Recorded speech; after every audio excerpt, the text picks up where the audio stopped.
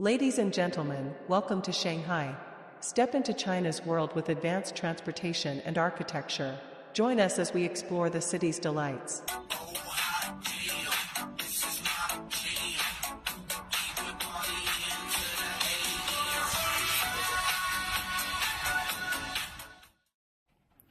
So it's been a while because I've been dealing with the YouTube banning of one of my videos for the most stupid reason, and it was a child endangerment of myself as a child holding an unloaded gun in the 1980s, which most Gen Xers at that time would have done, would have had guns, access to guns, fireworks, gasoline, you name it.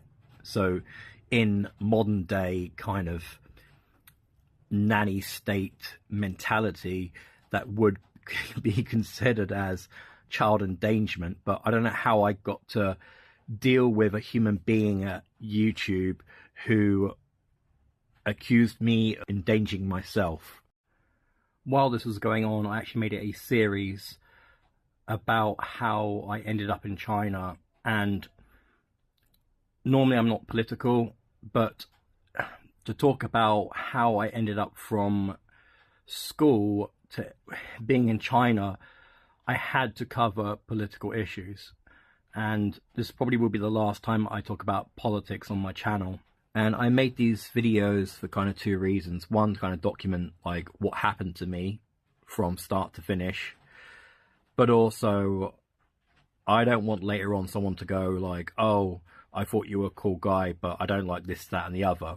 So I've left it like a public record of what happened to me, my politics and beliefs because of like lived experience. Now, what I would say is that I have kind of mellowed a little bit since coming to China, because China has done a lot of healing to me mentally.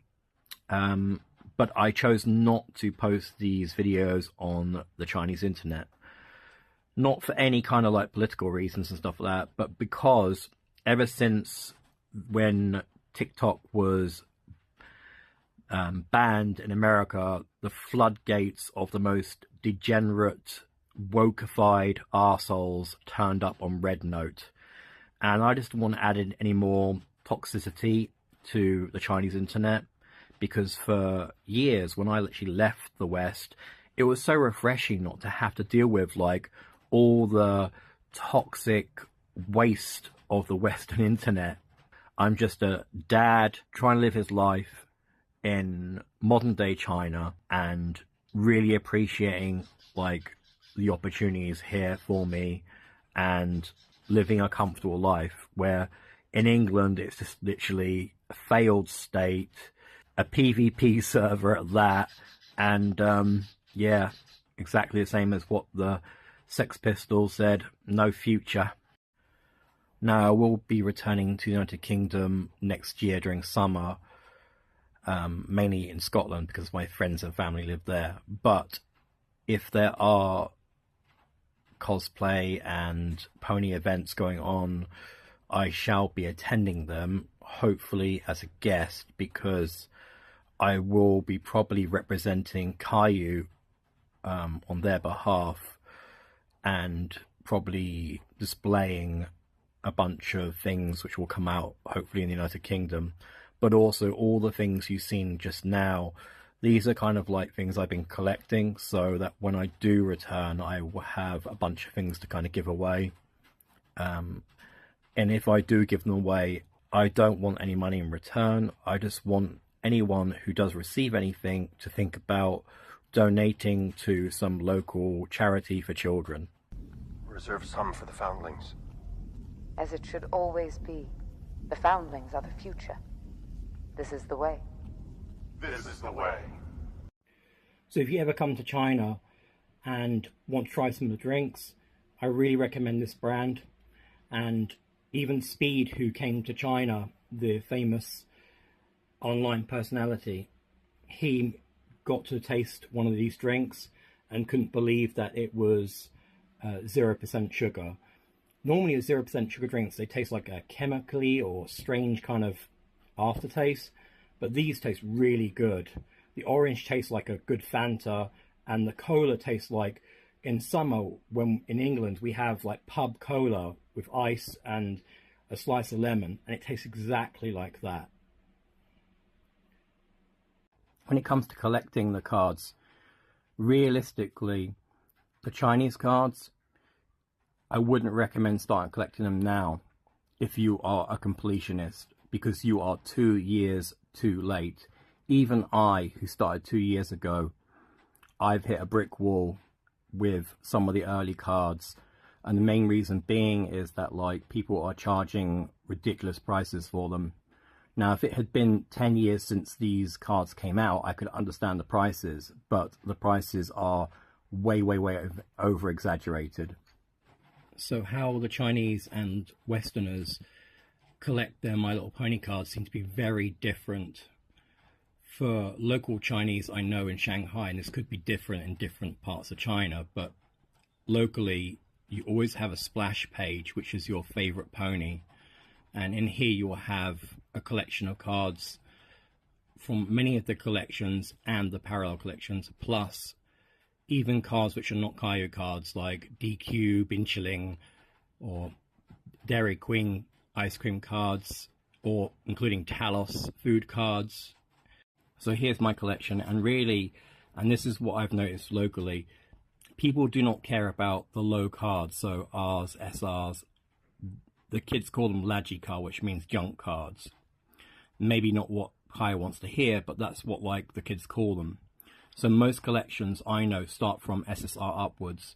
This is the new collectible folder, and I've put pretty much LSR upwards in my folder. When I get a few more inserts, I will probably put my SSRs in there as well. But this is like each wave of cards one by one. As you can see here, some of my cards are in slabs, so they're not actually in my folder. So if you see any holes, that's because they're in slabs. And I really don't like slabs, but that's how I managed to obtain them. Now, if you are going to choose to collect the Chinese cards as of 2025, I would recommend picking your fights, meaning choose lines which speak to you. I recommend definitely the first wave of XRs. I think they are one of the crown jewels of the entire core collection. The other being focus on a parallel set of lines. And after this section here, I will go into what is core and what is parallel. Now at the back, I would recommend putting things in like your purchasable PR cards. These are fair because anyone can buy the gift box and folders. And if you are going to put PR cards in your collection, make sure it's at the last page, away from all the others. To have PR cards throughout your collection is kind of rude, because it's unfair for other people, especially people outside of China, to obtain these cards, because you can only get them directly from kayou representatives or paying through the nose for them, and they're not actually a part of the main collection. They're just seen as like novelties. The Chinese core collection consists of 3 main lines. First being the 2 yuan boxes at 60 RMB a pop, and there are 4 boxes as of 2025. The second would be the 5 RMB boxes, which are worth 100 RMB a pop, and there are again 4 boxes. Lastly, the 10 yuan box set at 180 RMB a pop, and there are 7 as of 2025. Anything else is a parallel line or limited edition time released products. They have nothing to do with the core line. Yes, they may have similar serial codes on the cards which tie in to the core line, like SSR, UR, LSR, etc, etc, etc. Some of these products would consist of the Equestria Girls, the Starlight, and the Chinese New Year products. However, Westerners have confused these lines with the core lines. This is not just me saying this is actually Kayou I've spoken to about this, and they have said yes, these are two different products. So what's the second option if you want to collect these cards but you don't really want to like get involved in the hassle of trying to get the Chinese cards, especially like the very early cards which are going at ridiculous prices? Well, I would recommend the English international cards. Essentially, once we got to the 610 RMB box set, it became somewhat of a reboot to the franchise. So when the Chinese cards came out, the international box set came out, and they are identical, but they're in English, and they have exclusive international cards as well. The last option, and the newest option, is to start collecting the game cards. Now, some people might think they might have problems playing with the Chinese cards in tournaments in the West. I have spoken to Kayou about this, and as of they are concerned, that officially, whether the card be English or Chinese, it will be legitimately allowed to be played in any tournament. So anyone in the West who has got some sort of snobbery with Chinese on the card is going against the wishes of Kayou, that everyone should be welcome to play with whatever official cards they have. In addition with the card game, is that they're not just going to be sitting there collecting dust, they actually be able to be used in a game. And the cards are illustrated by official MLP artists, which are in the West as well. Now, Kayou actually sent me a little package of things.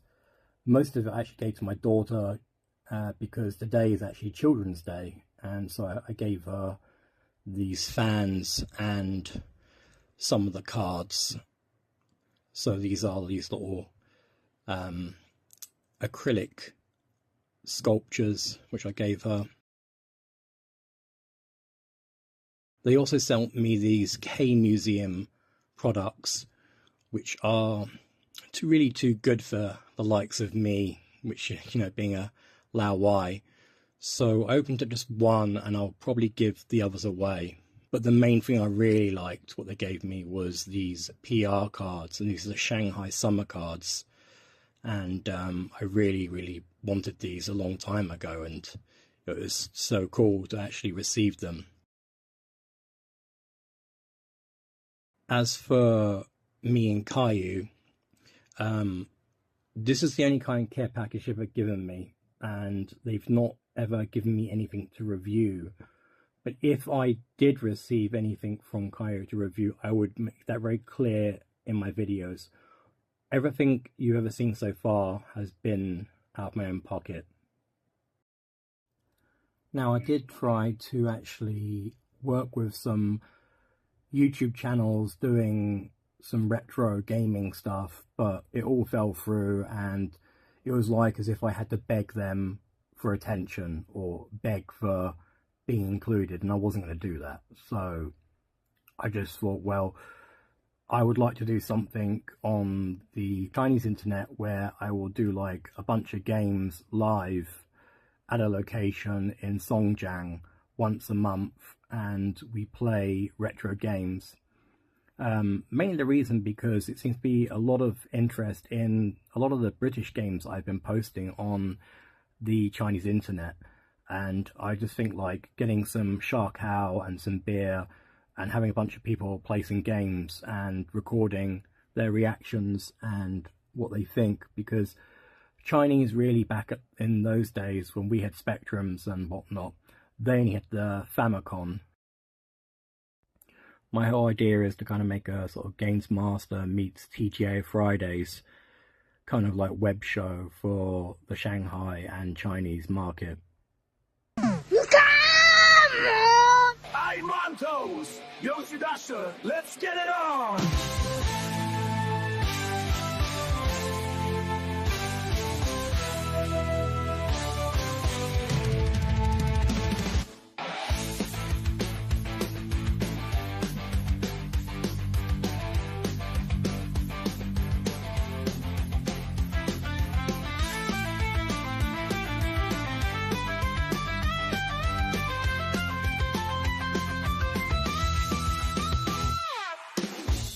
sure you've heard the words, "This is the way."